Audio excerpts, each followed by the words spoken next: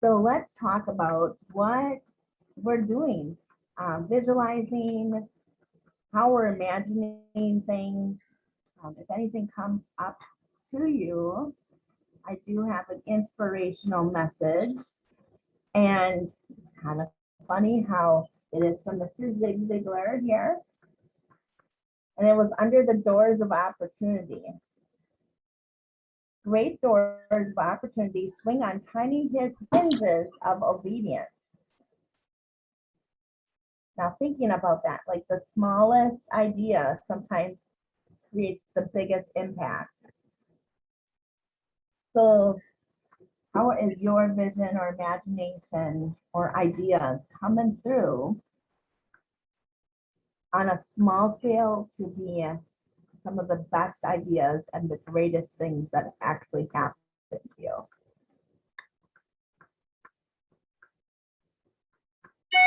Um, well, I think this sort of lines up pretty well with like what I'm working on right now. So, and like I just shared, so it's actually kind of funny. Um, I just shared this story in my class yesterday, which I hadn't intended to do. And I just like, at one point, it just felt like I needed to share it. Um, so we were talking about intuition, and I was talking about how for the past several years, I feel like my intuition has just been leading me all over the place, and it's just been um, like no rhyme or reason. And the way that manifests is I get these little nudges to do classes or trainings or certifications or workshops and all these little things. Um, and I'm often inspired by things, like you guys were just talking about the book and the movie. So it's like I jotted it down and I have all of these things jotted down. And then it's like, every once in a while, my intuition will be like, you need that now. So I've been collecting all of this knowledge and experience. And, like I did yoga teacher training, and then I did Reiki, and then I got involved in aromatherapy. Like there's all these little pieces. And I was like, why are we doing all of these things? Because I'm not actually practicing, like I use them for my own purposes, but not like practicing them as part of my business. And then the idea that I had that I was talking about, that I was brainstorming with Beck and Suze, is how I can combine all of those things with my coaching to create one, sort of like one package. And it's been really exciting to see it come together. And it's been really exciting to see all of those little like pieces that felt like they were just all over the place actually like come together and make sense. Um, so that's what I was thinking of when you said that. Like all these little things that by themselves don't necessarily make sense, but when you put them all together, it's this amazing idea. Oh my gosh, I love how you put that all together, because sometimes we don't know how these things even are supposed to go, or if it's one of those things that's like the tangents and getting us sidetracked from the real thing, Mhm. when there's something to it. Well, there's got to be something, right? There's a different spot for it to happen. And one of the things that I was thinking about when I first read that was the tiny hinges of obedience. So if I am able to focus for 5 minutes and literally just sit down and do my gratitude, or do my visualization, or say, I want to do this next thing. If I just do it and do it every day, like I say I'm going to, all of that will come into the bigger picture. And how often am I, oh, I just don't want to do it today. And then I'm like, oh, but you're going to, even if you don't want to. So having that little thing behind your head saying, no, you're going to, it's the encouragement, um, having that extra push, the accountability partners, if you need that part of it to get something completed on a daily basis. I feel like it's all connected. Hmm. And then through all that, you see the reaping of the rewards. And they're so abundant that you could have never thought possible if you would have first started with that little bit. That's awesome. Well, we are 10 after, so we will pause and well, today we were talking about doors of opportunity. And I am taking it from Mr. Ziegler's book here of the Daily Insights. So, doors of opportunity, our quote was, great doors of opportunity swing on the tiny hinges of obedience. How are we learning to be obedient in our own business so that the little things add up to all the big things?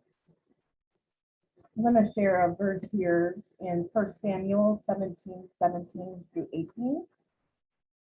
Jesse said to his son David, take now for your brothers an ephah of his dried grain and 10 loaves and these 10 loaves, and run to your brothers at the camp and carry these 10 cheeses to the captain of their 1,000 and see how your brothers fare and bring back news of them.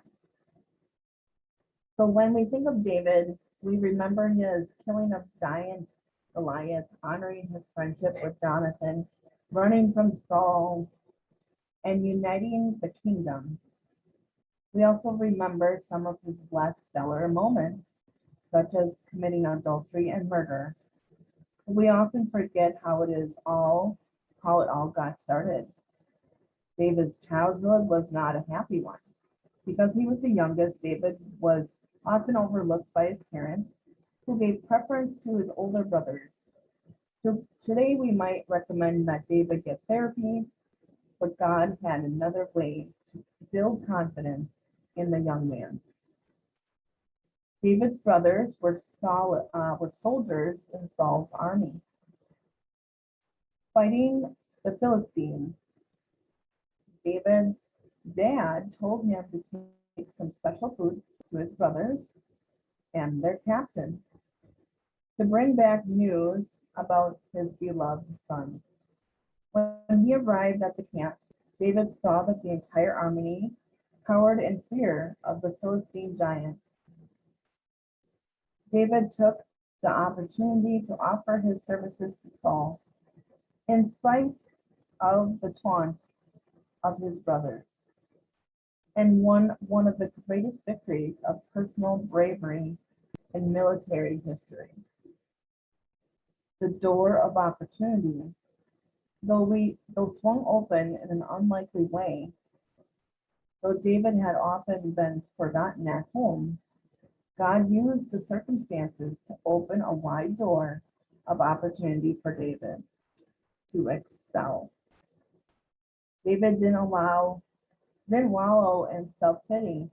He marched through the door of opportunity. His life and the lives of all Israel were radically changed that day. So how can you relate to that? How can you know that God has opened up an opportunity for you, opened up a door? Many things have changed, all the uncertainty that might be coming. We aren't sure. Are we tied into our faith and trusting the process? Do we know the opportunity is there?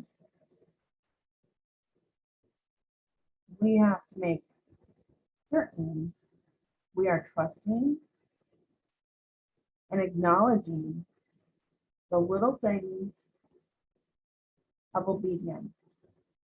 How are you obedient today?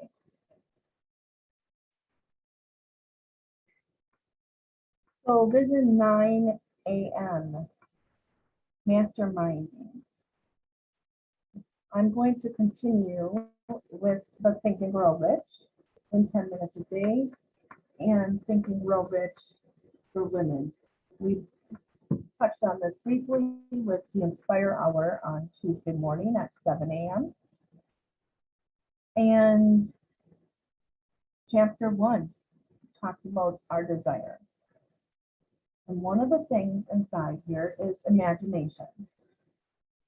So I will read you this and ask you what you are doing, how you are implementing this.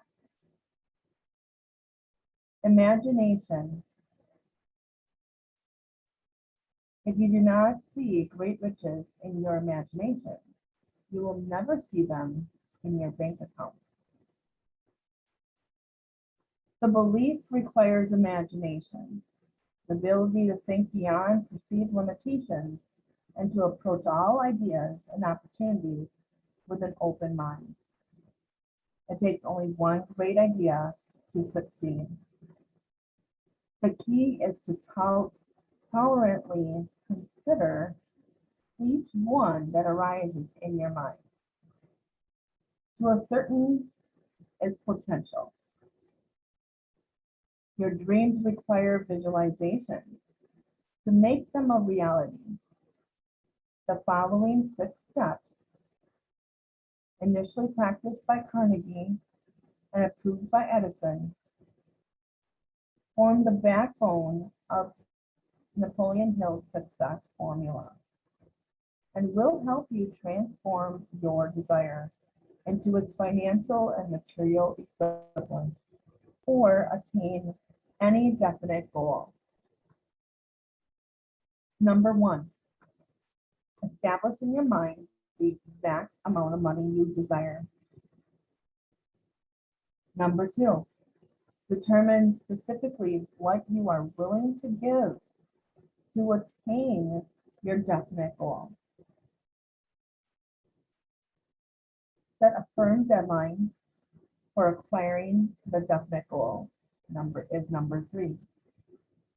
Number 4, create and immediately implement, regardless of your readiness, a concrete plan for attaining your desire. Use the instructions in chapter 3 to create this plan with the help of subconscious mind and the principle of auto-suggestion. Do not rely on logic and reason. Condense your responses in 1 through 4 and write them in a clear, concise statement. Now this is listed in the Think and Grow Rich Women, saying the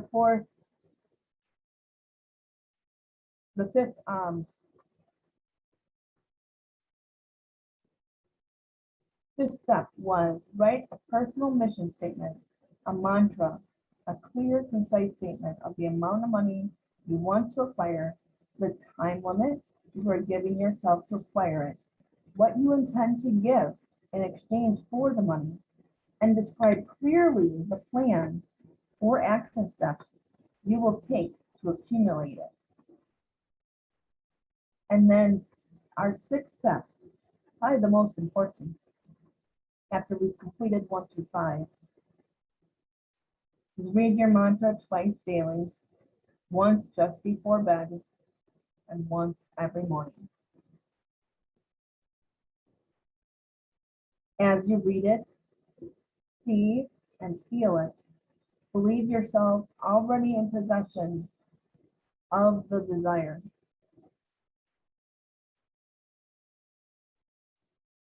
You won't have to convince yourself. You will automatically see it in your mind as though you already have it. How are you giving? Is that part of your desire?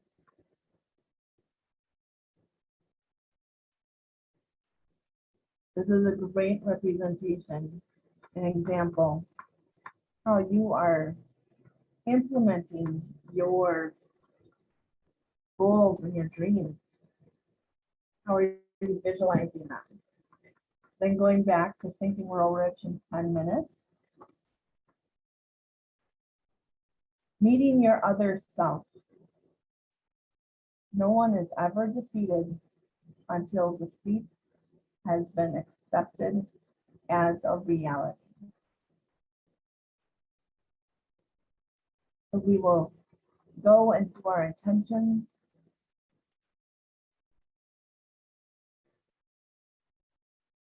Well, as we continue with the Think and Grow Rich in 10 minutes a day, the meeting your other self. No one is ever defeated until defeat has been accepted as a reality. As you single-mindedly pursue your desire, using your imagination to make your dreams a reality, you will likely encounter misfortune. Regardless of whether these obstacles are intentionally or externally imposed, and regardless of when they arise, you can use them to drive your achievements. Those who reach the heights of prosperity recognize that every failure brings with it the seed of an equivalent success. Napoleon Hill uses his son, Blair, as an example of this principle. Although Blair was born without ears, his burning desire to hear provided him with the impetus he needed not only to find a means of hearing and speaking, but also to use his experience to help others. So your personal success equation, there is one quality which one must possess to win, and that is definiteness of purpose. The knowledge of what one wants and a burning desire to possess it.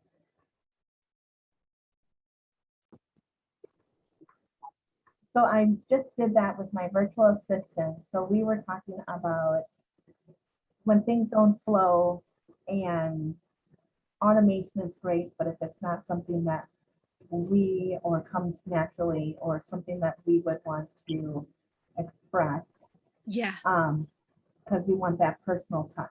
So I had my virtual assistant literally go through all the options, and then if there was one where it said other, and I could type my own response. Yep. And have different scenarios. Yeah. And then we tested it out. And it finally got to the point where I was like, no, it's not happening. I wasn't feeling it. I didn't like any of it. I said, give me the initial connection. Yeah. And then I will respond from there. But it was the initial connection, and then that's how that goes. And then in the future, I can share that with my family or my team members. Yes. And how to respond. Yes, totally. Yeah, it seems to get so jumbled and so overwhelming that you're like, wait a minute, how many emails do we need to write? And then all the mind stuff that goes into it, where when you're a visionary and you're like, I just want it done. I just want to connect with people, and you have to think, okay, when they do this, then I do this. And when they do this, then I say that. Like, I know conversations that are had, but So Yeah. that's, Yeah. yeah, So, keep it strong. right. And so, the personal success equation, before you guys hopped on, I was reading this, and it was, there's one quality which one must possess to win, and that is definiteness of purpose, the knowledge of what one wants, and a burning desire to possess it. So if we want our companies to have that personal touch and Yes. that connection, we can't be automated. It Right? works for some places, but it doesn't work for others. And that's Yeah.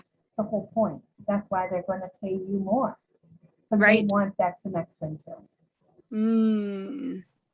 That's good. That's good. Totally something to think about, because how do you, yeah, that just got my mind going in so many different things. And we're after time. Like, that's a mastermind in and of itself. That's right. Like a full on. Yeah. That's awesome. Would you put that quote in the community? Awesome. Thank you, Brenda. You're welcome. Well, I'm glad you guys hopped on for those couple of minutes here, and we will go and intend for the rest of our days. Yes. Awesome. Thank you. You're welcome.